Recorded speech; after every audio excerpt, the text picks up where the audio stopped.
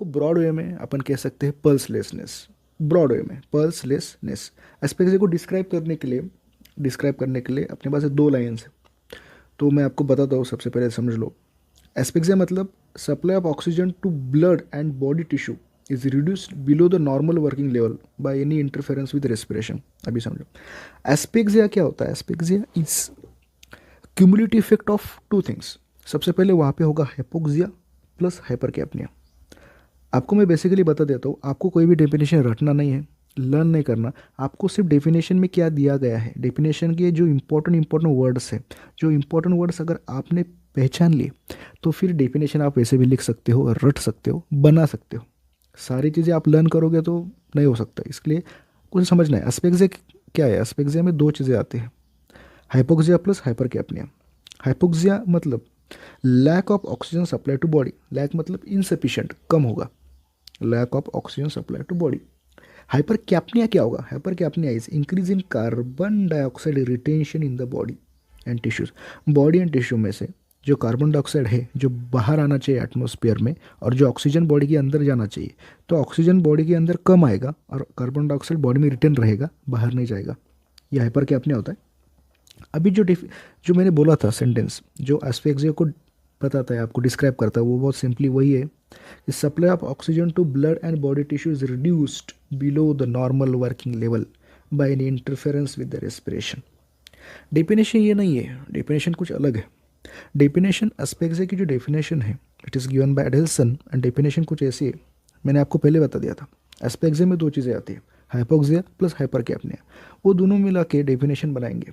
So the definition given by Edelson, definition ऐसे है, a state in a living organism in which there is acute lack of oxygen, acute lack of oxygen available for cell metabolism associated with inability of body to eliminate excess of carbon dioxide। वही चीज़ है, acute lack of oxygen available for cell metabolism associated with inability of body to eliminate excess of carbon dioxide। ये हो गया hypoxia, ये हो गया hypoxia, और ये हो गया हाइपरकैप्निया। Hypoxia plus हाइपरकैप्निया। अभी दो पॉइंट और आते हैं, बहुत important point, anoxia and hypoxia. Anoxia and hypoxia, इसमें अगर आप डिफ्रेंशिएट कर सके तो बहुत सिंपल हो जाएगा।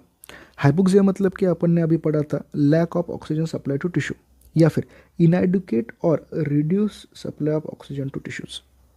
Inadequate or reduced supply of oxygen to the tissues।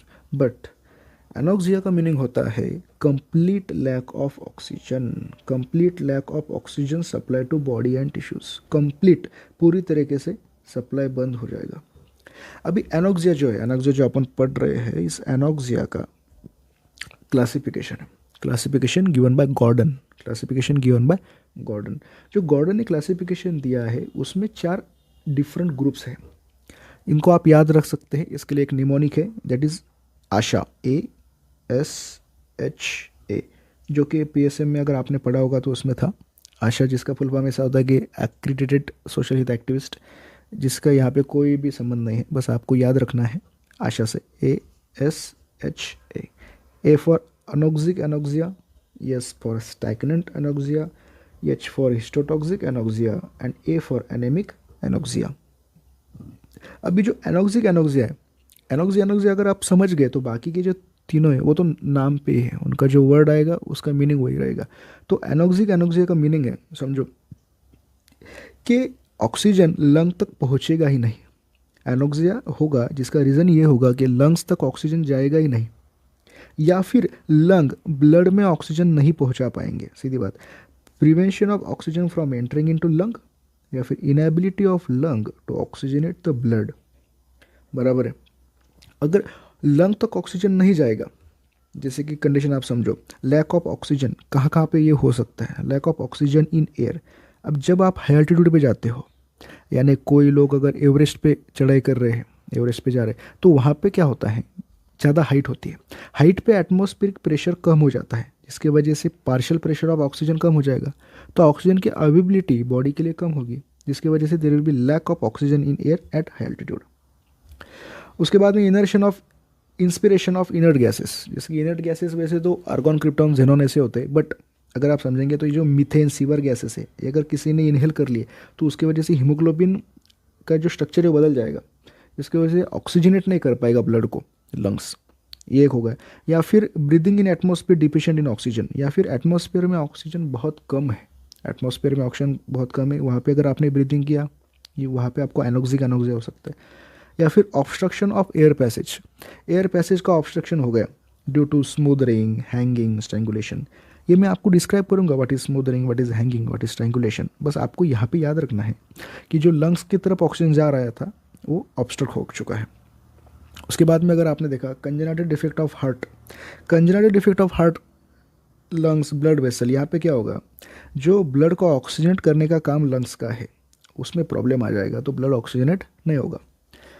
Anaesthetic mixture of gases को किसी ने इनहेल कर लिया, या फिर ट्रॉमेटिक एस्पेक्सिया, चेस्ट इंजरी, किसी को चेस्ट इंजरी हो रही है, ट्रॉमेटिक एस्पेक्सिया हो रहा है, जिसकी वजह से वो रेस्पिरेटरी नहीं कर पाएगा। उसके बाद में आएगा स्टैग्नेंट एनोक्सिया। अभी देखो नाम में दिया है स्टैग्नेंट, मतलब कुछ तो रुक जाना, स्टैग्नेंट रुका हुआ, तो क्या रुकेगा, क्या स्लो डाउन होगा, तो आपका जो ब्रीदिंग क्या आपका जो सर्कुलेशन होगा it will slow down, slowing down of circulation, circulation slow down होगा, तो जिसकी वजह से क्या होगा, O2 जो टिश्यू तक जाना चाहिए, ब्लड का काम क्या है, आपके लंग से ऑक्सीजन लेना और आपके टिश्यू को दे देना। अभी क्या होगा, जो सर्कुलेशन स्लो डाउन होगा जिसकी वजह से टिश्यू को ऑक्सीजन मिलेगा नहीं।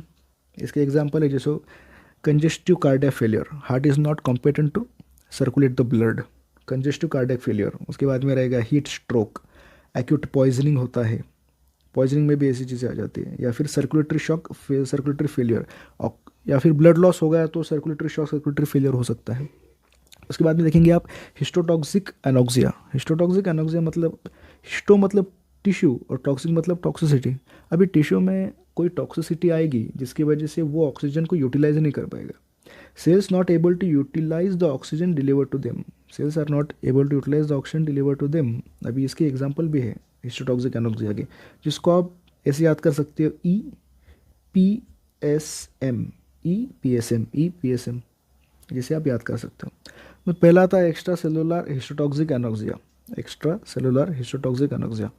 Oxygen cannot be taken up by cell, सीधी बात, सेल ऑक्सीजन ले ही नहीं पाएगा, cells cannot be, oxygen cannot be taken up by cell.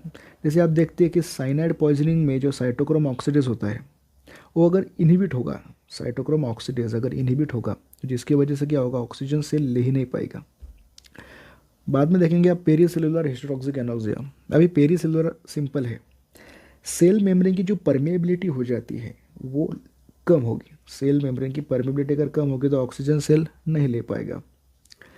इसका एग्जांपल जैसे आप किसी ने बारबिचुरेट ले लिया है, हेलोथेन, ईथर, क्लोरोफॉर्म का इनहेलेशन कर लिया है। सबस्टेट हिस्टोटॉक्सिक एनोक्सिया मतलब क्या, सबस्टेट में क्या होगा कि O2 cannot be utilise due to insufficient cell metabolism, मतलब अगर जो ग्लूकोज है, सेल को ग्लूकोज, ऑक्सीजन क्यों चाहिए, ग्लूकोज को बर्न करने के लिए, जिससे कि अपने बॉडी को एनर्जी मिलेगी, पर जो फ्यूल है ग्लूकोज वही अगर नहीं रहेगा तो कैसे, मतलब ऑक्सीजन का यूटिलाइजेशन नहीं होगा, जिसकी वजह से सबस्ट्रेट हिस्टोटॉक्सिक एनोक्सिया होगा।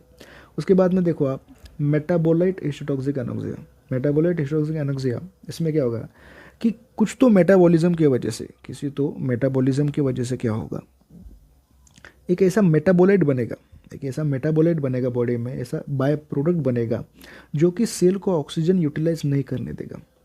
जो toxic effect of accumulated and product, by product and product ऐसा बनेगा किसी भी रिएक्शन में जिसकी वजह से O2 यूटिलाइज नहीं कर पाएगा सेल।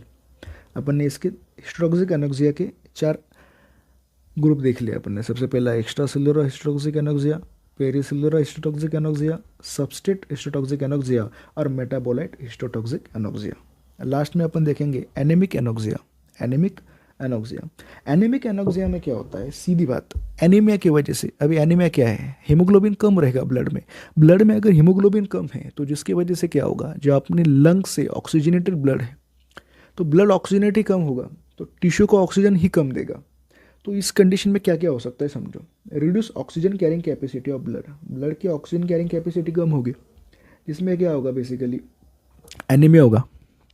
एनीमिया एक कंडीशन जिसमें हीमोग्लोबिन कम रहेगा, हीमोग्लोबिन जो ट्रांसपोर्टर होता है ऑक्सीजन का। उसके बाद में कार्बन मोनोऑक्साइड पॉइजनिंग, हीमोरेज में ऑक्सीजन ही कम, हीमोरेज में क्या होगा, ब्लड ही कम रहेगा, तो हीमोग्लोबिन ही कम रहेगा, तो ट्रांसपोर्ट ही कम होगा, सीधी बात।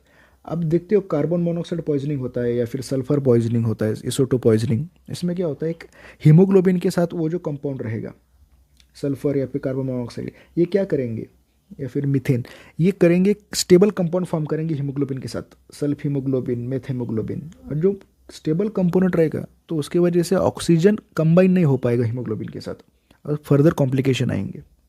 ये अपन ने